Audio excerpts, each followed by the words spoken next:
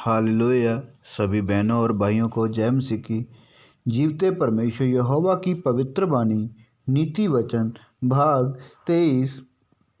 जब तू किसी हाकिम के संग भोजन करने को बैठे तब इस बात को मन लगाकर सोचना कि मेरे सामने कौन है, और यदि तू अधिक खाने वाला हो तो थोड़ा खाकर भूखा उठ जाना।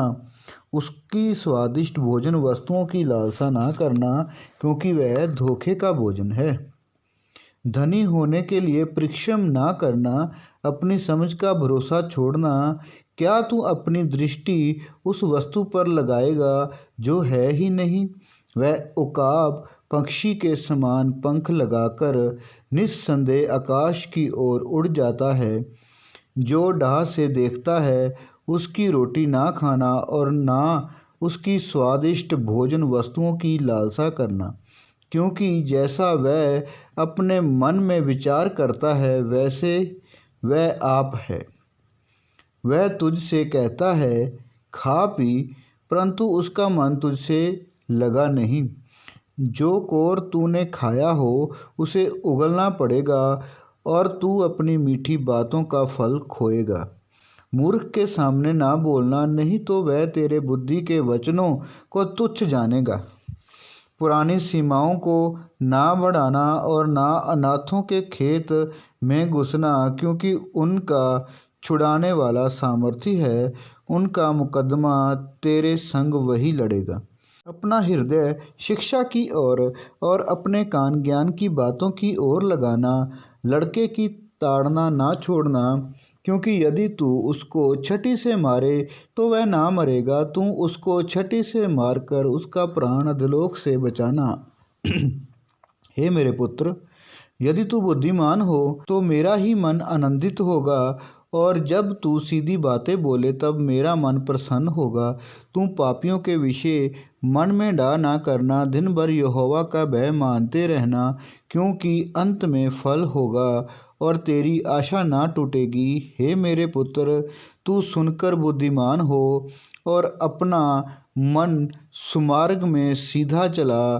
दाख मधु के पीने वालों में ना होना, ना मांस के अधिक खाने वालों की संगति करना, क्योंकि पियक्कड़ और पेटू अपना भाग खोते हैं और पिनक वाले को चिथड़े पहनने पड़ते हैं। अपने जमाने वाले पिता की सुनना, और जब तेरी माता बूढ़ी हो जाए तब भी उसे तुच्छ ना जानना।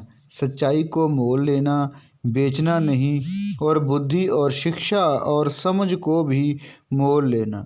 धर्मी का पिता बहुत ही मगन होता है, और बुद्धिमान का जन्माने वाला उसके कारण आनंदित होता है। तेरे कारण तेरे माता पिता आनंदित और तेरी जननी मगन हो। हे मेरे पुत्र, अपना मन मेरी ओर लगा और तेरी दृष्टि मेरे चाल चलन पर लगी रहे। वेश्या गहरा गड्ढा ठहरती है और पराई स्त्री सकरे कुएं के समान है। वह डाकू के समान घात लगाती है और बहुत से मनुष्यों को विश्वासघाती कर देती है। कौन कहता है हाय? कौन कहता है हाय हाय? कौन झगड़े रगड़े में फंसता है? कौन बकबक करता? किसके अकारण घाव होते हैं? किसकी आँखें लाल हो जाती हैं? उनकी जो दाख मधु देर तक पीते हैं और जो मसाला मिला हुआ दाख मधु ढूंढने को जाते हैं। जब दाख मधु लाल दिखाई देता है और कटोरे में उसका सुंदर रंग होता है, और जब वह धार के साथ उंडेला जाता है तब उसको ना देखना, क्योंकि अंत में वह सर्प के समान डसता है और करैत के समान काटता है। तू विचित्र वस्तुएं देखेगा और उल्टी सीधी बातें बकता रहेगा। तू समुंदर के बीच लेटने वाले या मस्तूल के सिरे पर सोने वाले के समान रहेगा। तू कहेगा कि मैंने मार तो खाई परंतु दुखित ना हुआ, मैं पिट तो गया परंतु मुझे कुछ शुद्धि ना थी। मैं होश में कब आऊँगा? मैं तो फिर मदिरा ढूंढूंगा। हालेलुया। आमीन।